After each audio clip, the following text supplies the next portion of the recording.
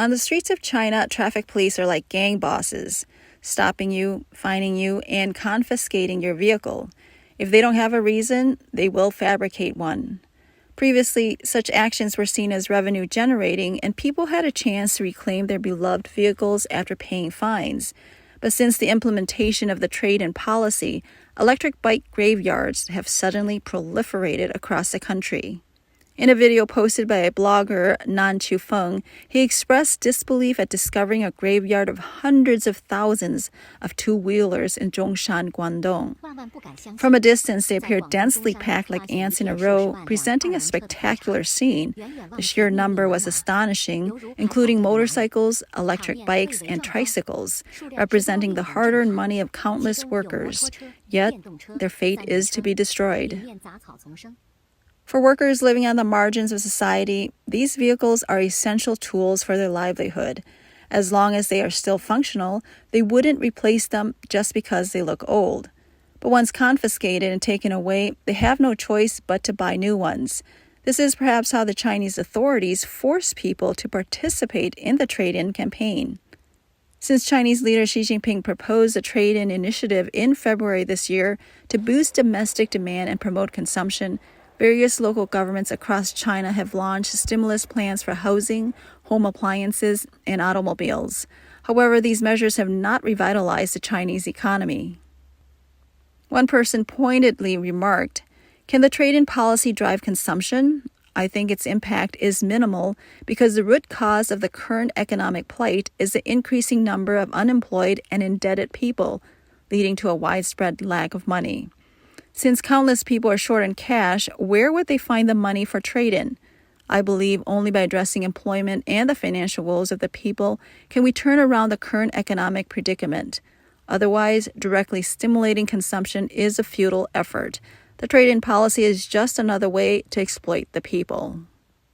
According to data released by China's National Bureau of Statistics on July 31st, the Manufacturing Purchasing Managers Index, or PMI, for July stood at 49.4, down 0.1 percentage points from June, marking 3 consecutive months in contraction territory and hitting a 5-month low. The non-manufacturing business activity index for July was 50.2, down 0.3 percentage points from the previous month. The composite PMI output index was 50.2, down 0.3 percentage points from the previous month. This indicates further weakening of the Chinese economy. Both the manufacturing PMI and the non-NMI use 50% as the threshold. An index above 50% signifies economic expansion, while below 50% indicates contraction. When the index falls below 50%, especially approaching 40%, there are concerns about an economic recession. Economists have pointed out that the weak PMI in July suggests an unfavorable start to the third quarter, which could drag down GDP growth. This is a worrying development. A series of sluggish economic data released by the Chinese government also portrays a bleak economic outlook to the world. The Consumer Price Index, or CPI, in July fell by 0.3% year-on-year, marking the first negative growth since March 2021. This indicates that China might be on the verge of deflation, reflecting a long-term lack of demand in the economy.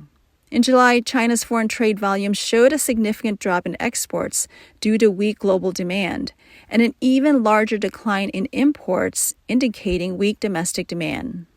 China's deepening economic slump has become a focal point of global concern. In a report on August 3rd, Voice of America stated that China's faltering economic recovery is no longer just a domestic issue. It is affecting global markets and industries through the multinational companies operating in China, whose growth and profitability prospects are becoming increasingly bleak. These companies span various sectors, from global fast food chains selling hamburgers to automobile manufacturers, many of which are bracing themselves for a prolonged downturn in the Chinese economy. Reuters, in a report on August 2nd, highlighted that the continued slump in China's real estate market and the severe downturn in the job market have sapped the vitality of China, the world's largest trading nation and second largest economy. The global economy is already feeling the impact of this significant shift. Companies such as Starbucks, General Motors, and high-tech firms affected by export restrictions to China are among the many that are shocked by the extent of China's economic weakness. In the last quarter, Apple Inc. performed poorly in China, with phone sales declining by 6.5%, significantly exceeding expectations. China is Apple's fifth largest revenue source. French cosmetics giant L'Oréal reported that the Chinese cosmetics market continues to experience slight declines in sales entering the second half of 2024, with no signs of consumer sentiment improvement. Luxury goods manufacturers, including Louis Vuitton, Gucci, Burberry, and Hugo Boss, have also issued warnings about declining revenue from the Chinese market.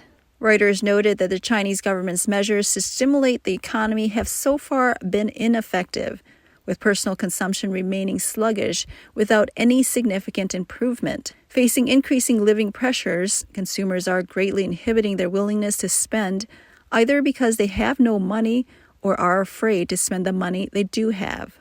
The most telling data is that China's GDP grew by 4.7% in the second quarter of this year, lower than the forecasted range of 5 to 5.3%. Chinese households are saving to pay off debts, leading to retail sales falling to an 18-month low in June. Businesses are forced to engage in price competition, with almost all goods in stores being discounted, from Tesla, BMW, and Mercedes-Benz cars to food and clothing. Another factor dragging down consumer demand is the high youth unemployment rate, which reached 14.2% in May. Chinese policymakers have repeatedly urged the public to dare to consume and have released an action plan to promote large-scale equipment renewal and trade-in of consumer goods in an effort to stimulate consumption growth and reduce excess capacity through the upgrading of old cars and home appliances. An article published by the New York Times on July 2nd noted that the public is not responding well to the trade-in policy. The report highlighted that while China's monthly car sales exceed 2 million units, only 113,000 cars met the subsidy criteria as of June 25th. Most cars need to be at least 13 years old to qualify for the replacement subsidy, and the subsidy amounts to only 1/10 or even less of the new car's price.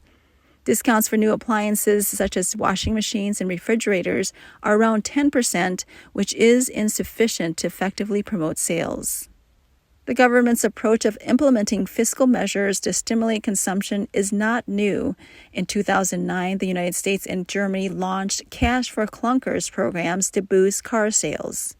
The New York Times provided examples stating that owners of old cars can receive a subsidy of 10,000 yuan if they scrap their old vehicles and purchase new electric or plug-in hybrid cars. This amount is only 1/10 or less of the price of the cheapest electric vehicles. If they trade in heavily polluting old cars for new small gasoline engine cars that meet the latest emission standards, they receive a subsidy of 7,000 yuan. In contrast, the United States provided a subsidy of $4,500 per vehicle in 2009. The Cash for Clunkers program was so popular that General Motors, Ford, and other automakers increased production and recalled some idle workers. The public's indifference to the trade-in policy prompted China's National Development and Reform Commission and the Ministry of Finance to announce on July 25th the government would allocate 300 billion yuan, or $41.4 billion in ultra-long-term government bonds, with half of the funds supporting equipment upgrades and trade-in projects. The subsidy standards were also raised. Eligible new energy vehicle buyers will receive subsidies of 15,000 to 20,000 yuan per vehicle. Buyers of certain home appliances like TVs, air conditioners, and computers will receive subsidies equivalent to 15 to 20% of the sale price, with a maximum subsidy of 2,000 yuan per item. A Reuters analyst on July 26 noted that the 150 billion yuan allocation is only equivalent to 0.12% of China's economic output and 0.3% of the total retail sales of consumer goods in 2023. This amount is insufficient to shift the economic growth model to one driven by consumption or to ensure that China achieves its 5% growth target for the year. This reflects the growing concerns over the near-historic lows of the Chinese Consumer Confidence Index, prompting authorities to finally experiment with demand-stimulating measures long advocated by economists. Wellbow Trust macro analyst Nia Wen stated, "They are adjusting the way funds are used based on changes in economic conditions. This is a significant shift. The most pressing issue facing the economy right now is weak demand, so expanding domestic demand will become a more important policy option." It remains unclear how much funding has flowed into these trade-in projects since their launch in March, but in June, sales of home appliances in China fell by 7.6% year-on-year, and car sales dropped by 6.2%. Reuters also reported that the Chinese authorities' calls to encourage people to trade in old homes for new ones have attracted significant interest but face a major hurdle. Buyers participating in the trade-in program find it difficult to sell their existing homes. According to China's state-run media CCTV, more than 100 cities have already implemented the housing trade-in policy. An analyst explained that the primary reason for implementing the trade-in policy across various regions is the oversupply of new homes that remain unsold. After April, regions started adopting the trade-in policy for home purchases, with Shandong province offering a 20% subsidy on the purchase price. It's widely known that the government lacks the funds, so how is the 20% subsidy for home purchases under the trade-in policy executed? Essentially, they are giving buyers a 20% discount off the original price to encourage them to purchase new homes. Some people have pointed out that the trade-in policy is actually quite simple. All real estate policies aim to reduce the inventory of new homes. Therefore, no one will care about your second-hand homes. If you have many second-hand homes, you should sell them quickly, or you may face a situation where they cannot be sold in the future. Many analysts, real estate agents, and developers have expressed doubts about the success of the trade-in inventory reduction plan, as there is very limited public interest in purchasing second-hand homes. This indicates that the decline in China's real estate industry will further worsen. In his program, blogger Wang Jian's Daily Observation analyzed this policy. The Chinese government makes policies without preparing any funds, figuring out ways to make you spend your own money instead. One of the most striking phenomena during China's economic downturn is the local governments behaving like bandits. Look at the central government now. They're also acting like bandits, treating the trade-in policy as a major stimulus measure, which is frankly laughable. Li Chang has blown up this policy so much, which is called malicious compliance. It means knowing that this approach is wrong, but since the leadership ordered it, they earnestly carry it out to the point of failure, just to watch the leadership make a fool of themselves. He also revealed in his show how the Chinese government is pushing this trade-in policy. In these documents, the most notable is the one from the State Administration for Market Regulation. This document involves revising industrial standards. For example, if the original vehicle lifespan was 20 years, they change it to 15 years. By changing this industrial standard, a large number of vehicles no longer meet the standards ahead of schedule. Then they arrange for the relevant departments to conduct inspections, forcing you to spend money to replace these vehicles. As the authorities actively promote the trade-in policy, chairman of the China Household Electrical Appliances Association, Jiang Feng, echoed the initiative in an article on April 15. He stated that household appliances, like food, have a shelf life. Jiang also mentioned that the public's belief that appliances can be used indefinitely if they are not broken is a cognitive bias. According to the safety lifespan set by the association, refrigerators and air conditioners should be replaced after 10 years, and washing machines and water heaters after 8 years. Based on these calculations, approximately 150 million units of related products could be updated in China in 2022, accounting for more than 80% of the domestic sales volume in 2022. The statement sparked ridicule in Weibo with comments such as, "You pay for it then, and if the trade-in is free, I do it every day." Some questioned this approach as unsustainable exploitation of the earth. A contradictory situation arises as during this year's 2 sessions, Premier Li Qiang repeatedly urged government agencies to tighten their belts and emphasized saving wherever possible in his work report. A Weibo user questioned this policy dilemma, finding it puzzling. The government has no money and needs to tighten its belt, while the public also lacks money, yet is encouraged to trade in old items for new ones to boost consumption. Who is supposed to drive consumption in the future? An article in WeChat Moments, signed by a Chinese philanthropist, Chen Guangbiao, has sparked discussions. The article's title directly addresses officials proposing stimulus policies, saying, "Stop eyeing the small change in the people's pockets. They don't need your meddling." The article emphasizes that consumption requires stable income and good social security, and officials should help solve these problems for the people. It also stresses that rational consumption is the foundation of a strong family and nation, arguing that discarding half-new cars and appliances is not only a huge waste, but also causes pollution. It calls on officials to step out of their comfortable offices and understand the real lives of the people. Although the author's true identity has not been confirmed, many people praise the article for speaking the truth. They question the mentality of encouraging consumption to save the economy as akin to the comments by Marie Antoinette, the Queen of France, "Let them eat cake." It shows the government is out of touch with the everyday people's hardships. In an interview with Voice of America, an economist at the Washington-based Institute for Information and Strategy, Li Heqing, stated that the conflicting policies issued by the Chinese government indicate the dire economic situation. He noted that officials at all levels are tasked with reviving the economy by any means necessary, and those who succeed have a chance to gain favor with Xi Jinping. He pointed out that the logic behind the trade-in policy is sound, but it doesn't match the reality, calling it a fantasy. Where's the money? Who's going to pay? I don't even have a job now, and my investment in the stock market has been wiped out. How am I supposed to carry out your trade-in policy in this situation? Deputy Secretary General of the China Automobile Dealers Association, Lang Shuihong, also remarked that after the trade-in policy document was released, the biggest concern was fiscal expenditure. The exact amount of funds available from the national and local governments remain unclear, particularly how much the central government can allocate.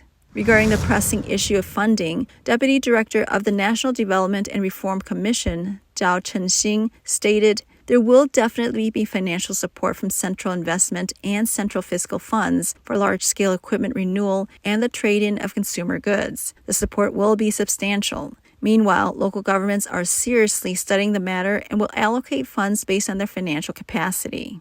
Director of the New Economic Policy Research Group at Taiwan's Donghua University, Chen Song-sing, told Radio Free Asia recently that if China intervenes in economic policy through public power, such as modifying usage lifespan regulations and enforcing equipment depreciation, companies will be forced to update equipment despite current challenges. While the policy may have some effect, it is limited. He said, "It seems to stimulate inventory reduction and address overcapacity issues to some extent, but it can't fully absorb the impact. Forcing equipment updates during an economic downturn may lead some small and medium-sized enterprises to close down." China's reliance on party control over market supply and demand, as seen in past policies like home appliances to the countryside, reflects this mindset.